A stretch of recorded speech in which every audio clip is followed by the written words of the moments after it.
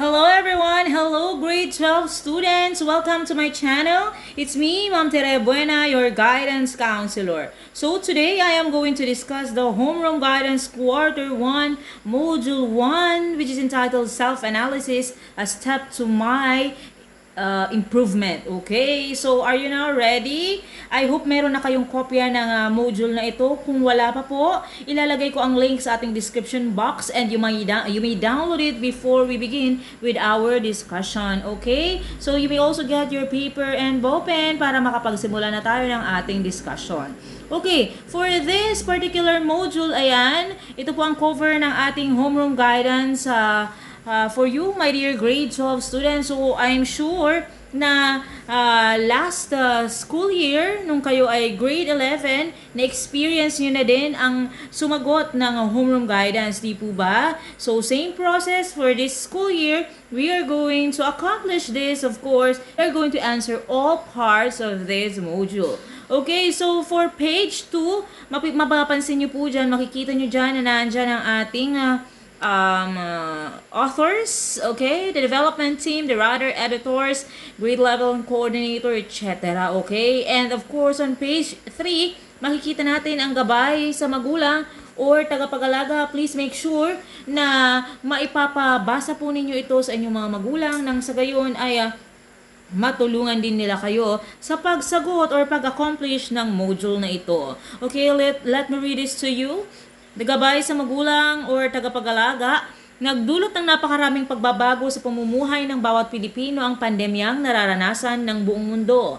Sa gitna nito, ang Department of Education ay kaisa ng inyong tahanan upang maipagpatuloy ang edukasyon ng lahat ng mag-aaral sa buong Pilipinas. Dalawa sa mga pamamarang ito ang paghahanda ng Learning Continuity Plan at ng Most Essential Learning Competencies or MELCs. Sa taong ito, inihanda ang Homeroom Guidance MELCs na naglalayong matulungan ang inyong mga anak upang maipagpatuloy ang pagkatuto sa kabila ng mga pagbabagong dulot ng pandemya. Naglalayong maituro ng Homeroom Guidance HG ang mga kasanayan sa buhay o life skills sa pamamagitan ng self-learning modules. Okay? So, nagkatuon ito sa tatlong mahalagang domain ng academic, personal, social, at career development. Binigyang focus sa Homeroom Guidance MELCs ang mga gawaing makatutulong sa lahat ng mag-aaral na magkaroon ng rasyonal na pag-iisip or rational thinking, malusog, maayos na pagkilos or healthy behavior at positibong disposisyon or positive disposition na higit na kailangan sa panahong ito. Malaki ang gampanin ng mga magulang upang mapagtagumpayan ang mga gawaing nakalatag dito. Kakailanganin na mag-aaral ang inyong patnubay at gabay sa module na ito, kung kaya hinihingi ng DepEd ang inyong suporta na makatutulong upang matapagtagumpayan na mag-aaral ang mga hamon sa buhay, maisakatuparan ang mga inaasahang gawain at higit sa lahat, matutuhan ang mga kasanayan sa buhay na kailangan nilang taglagin sa yugtong ito. Napakaganda po ng mensaheng ito para sa inyong mga magulang. So please make sure na maipapabasa po ninyo ito sa kanila.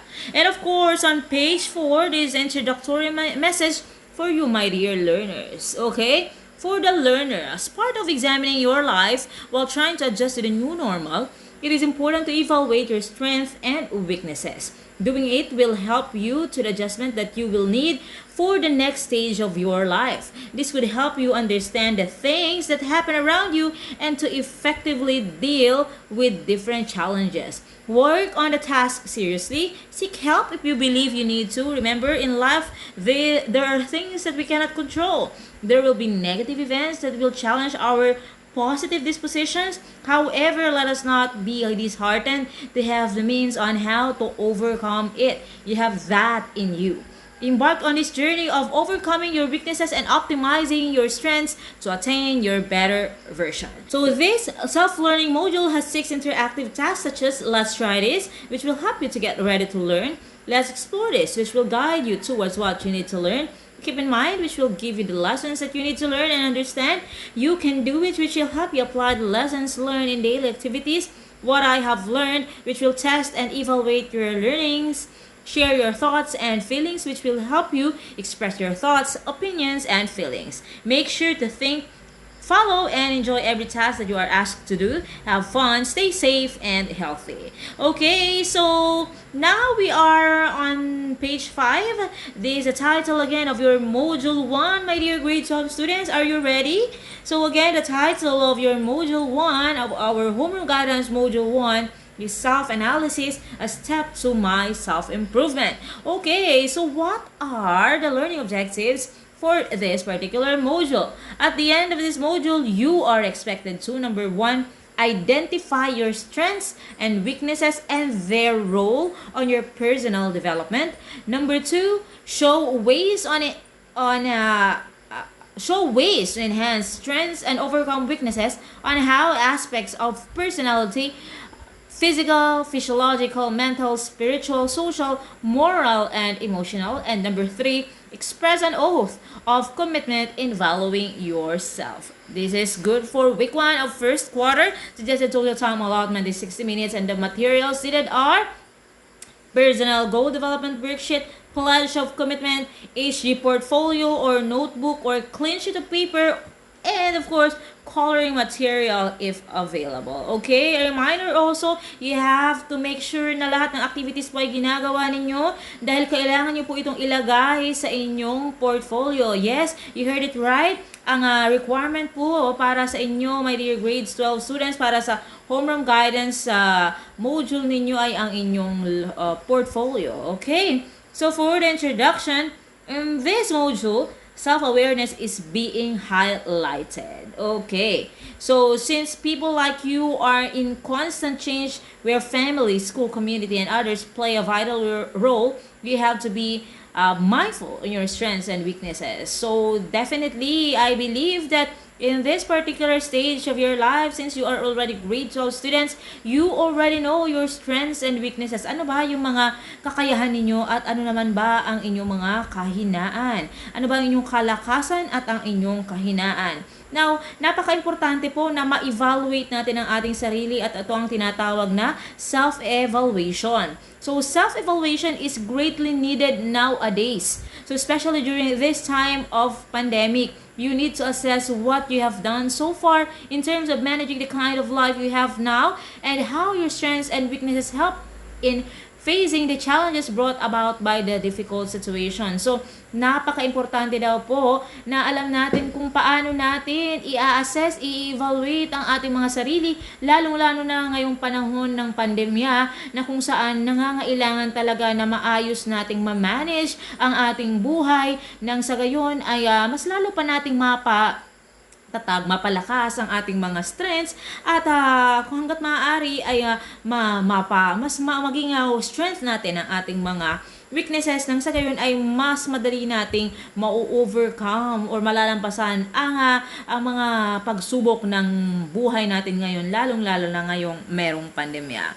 Okay? So, let's try this. Suggested time allotment is 10 minutes. Now, meron tayo dito ang activity. Ito ang tinatawag na mirroring therapy. So, napakaganda ng activity ito. Ang kailangan nyo lamang pong gawin is you are going to face in front of a mirror. Humarap po sa salamin.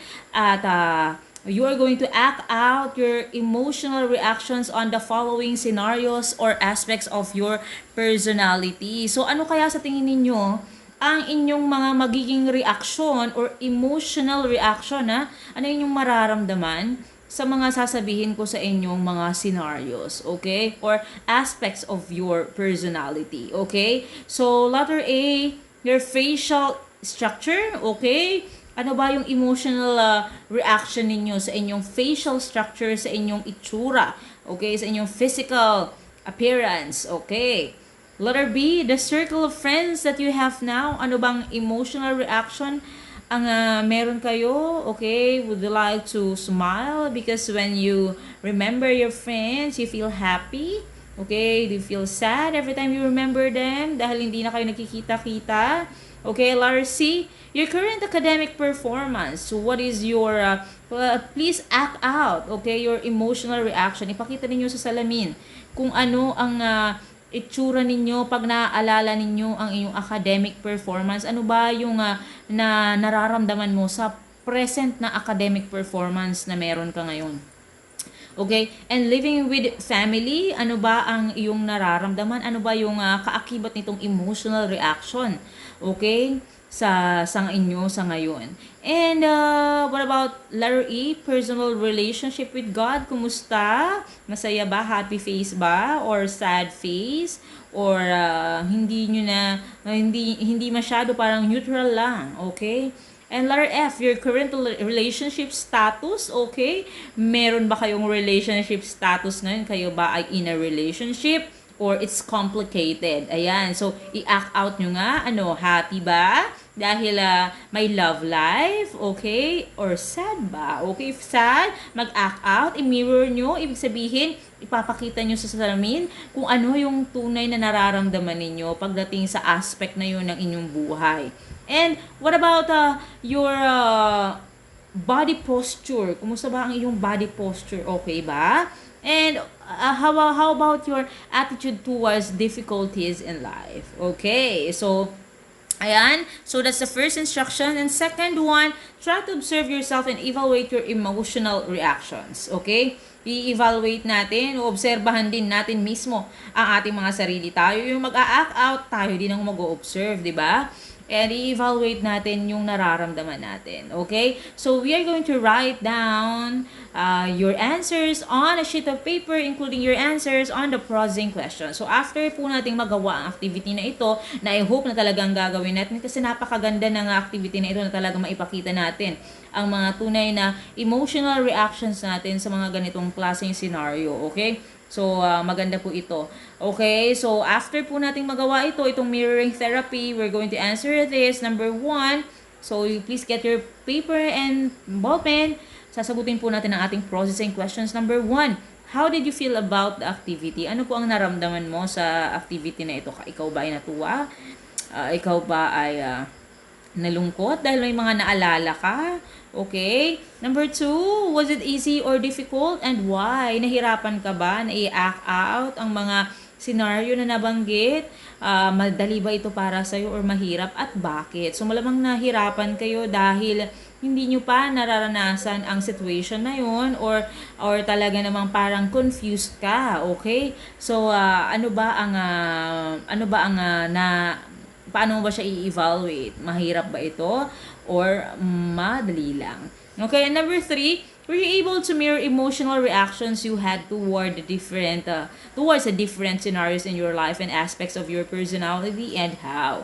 So, nagawa niyo po ba na ma-mirror or maipakita sa salamin kung ano ang emotional reaction na meron ka towards sa mga scenario na nabanggit?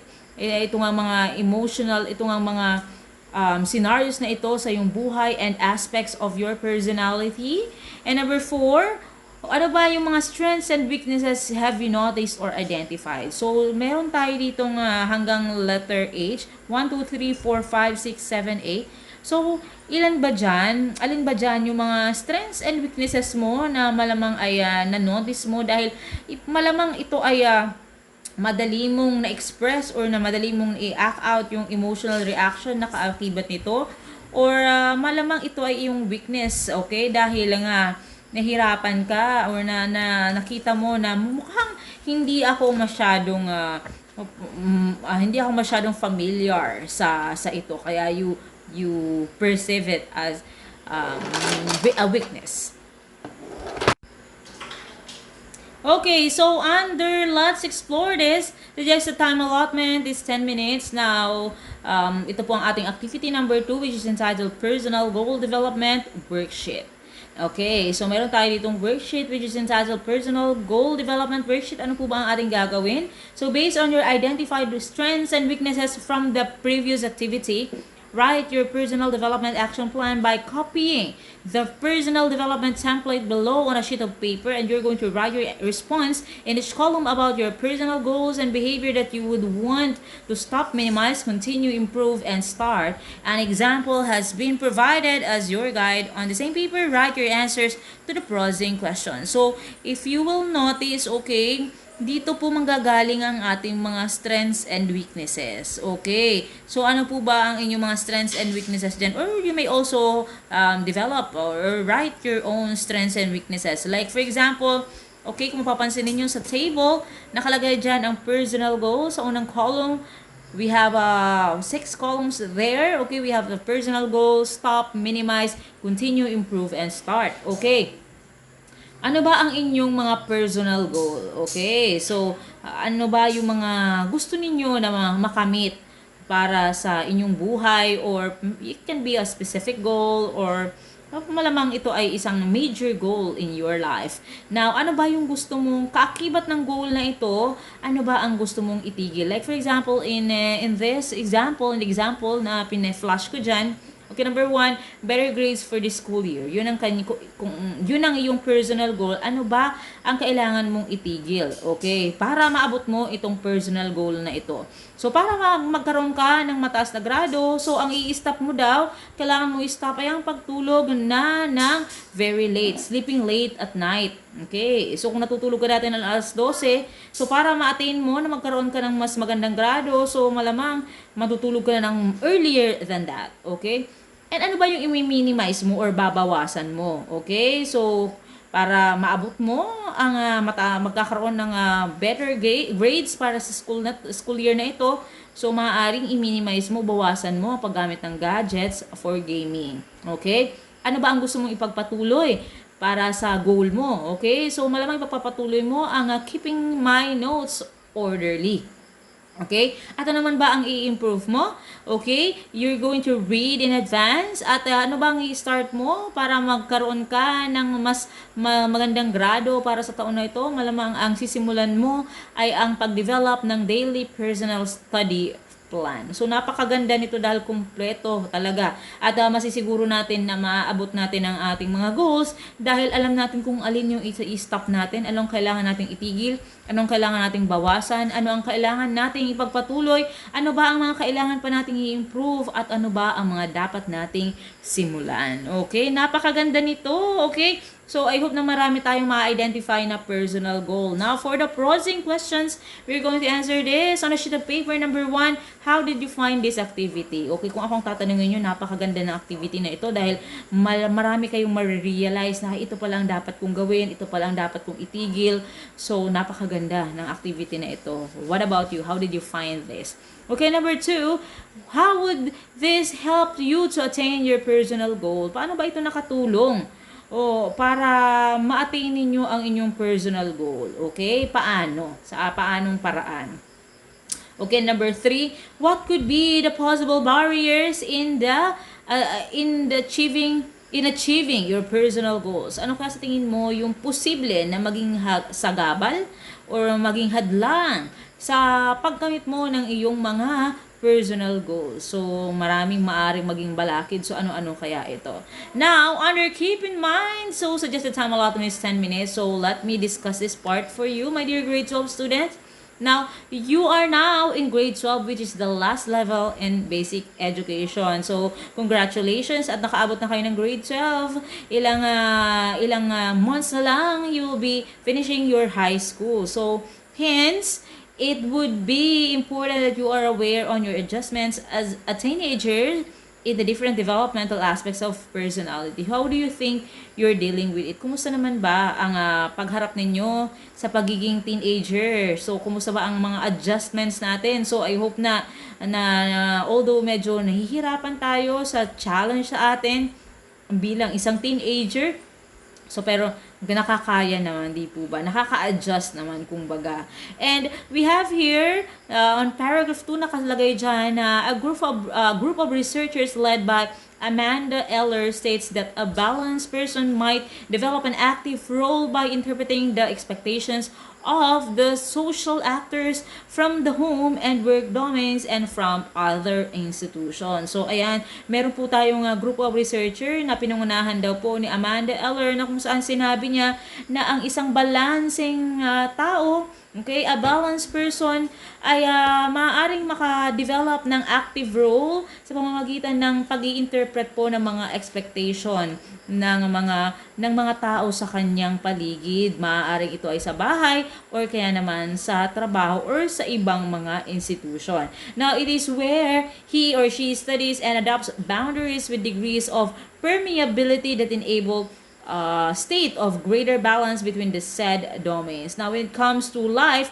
happiness, and well-being, there isn't one single area of life that we need to focus on. So instead, there is life is multidimensional and dynamic. So marami talaga aspeto ng ating buhay na kailangan nating bigyan din ng pansin at hindi lamang iisang bagay ang kailangan nating pinagtutuunan ng pansin, di po ba? So marami mga dimensions at ano-ano kaya ito. So the following dimensions will guide you on the areas to focus and improve. Again, uulitin ko, hindi lamang iisa ito, kundi we have here 5 dimensions that we need to focus on so we can also improve this, okay? Number 1, we have a physical, okay?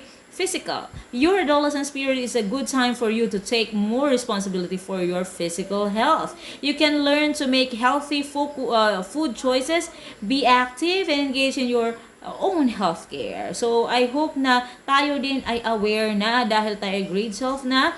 So, we are already young adults. Alam na natin dapat kung paano pangangalagaan din ang ating physical health. Now, you can learn, of course, to eat healthy, be healthy. So, maraming pamamaraan, okay? Para mapangalagaan ang ating physical na kalusugan.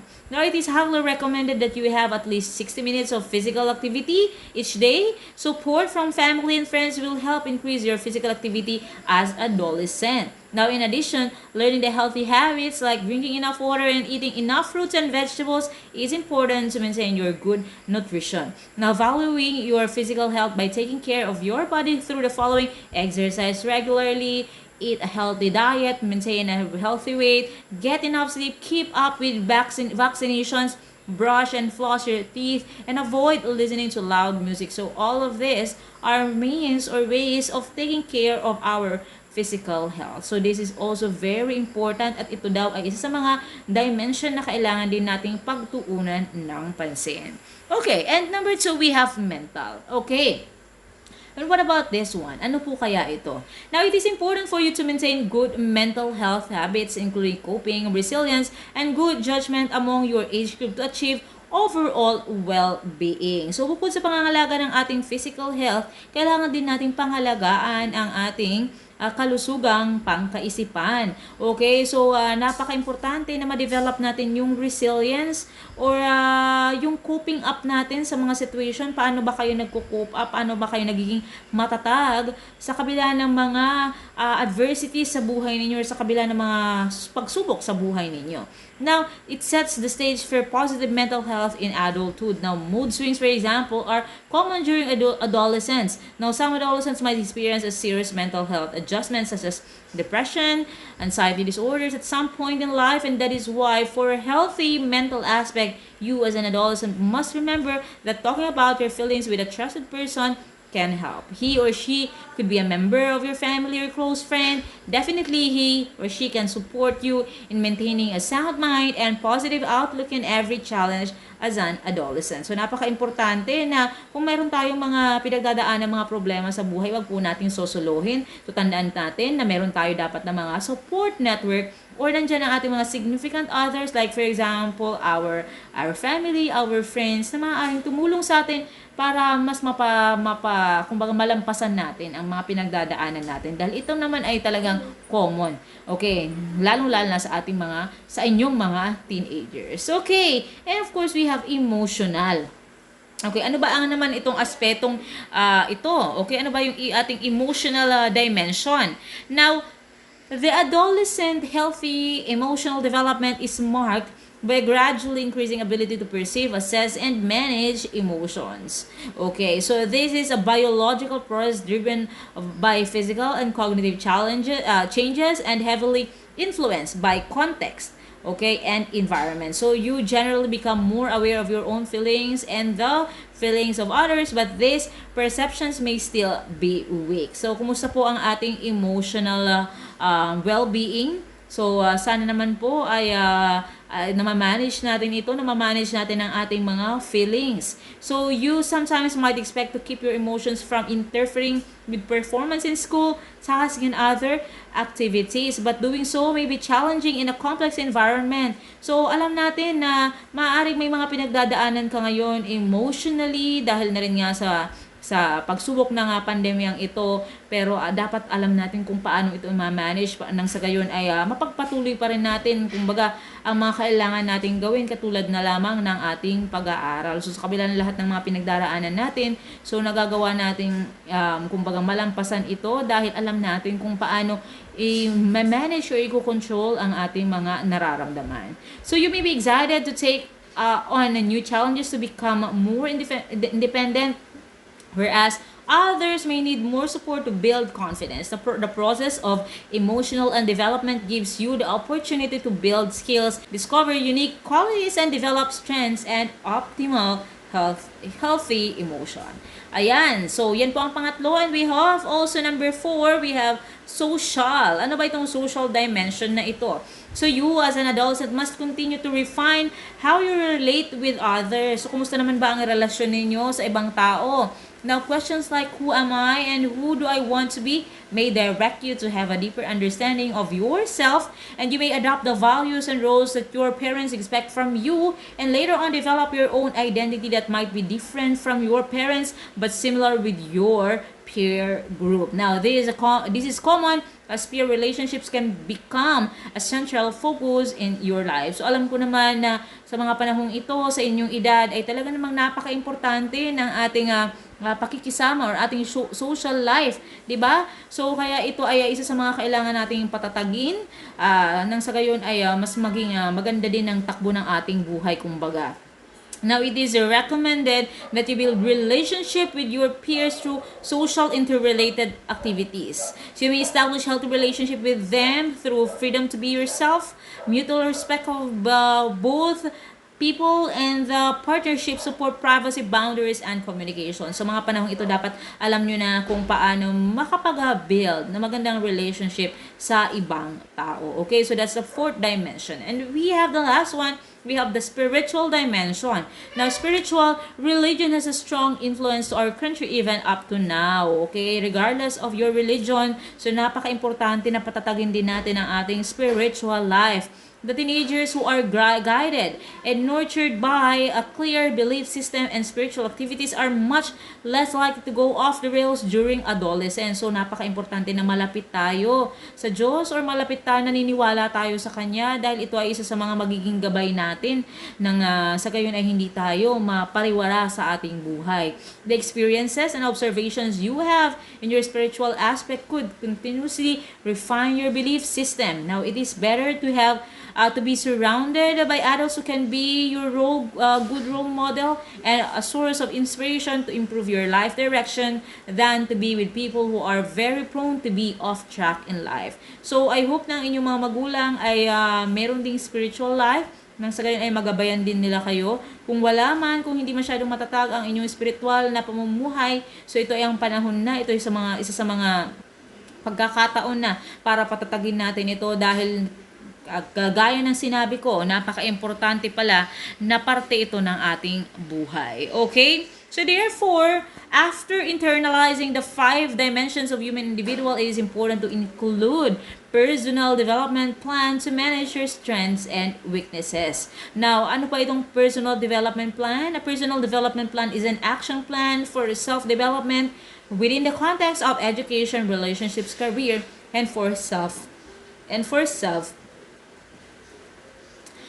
self-improvement. It provides an awareness and reflection that will help you set and reach personal goals and improve on various aspects of your life across various life stages. Okay? So, I hope na may natutunan tayo sa part na ito.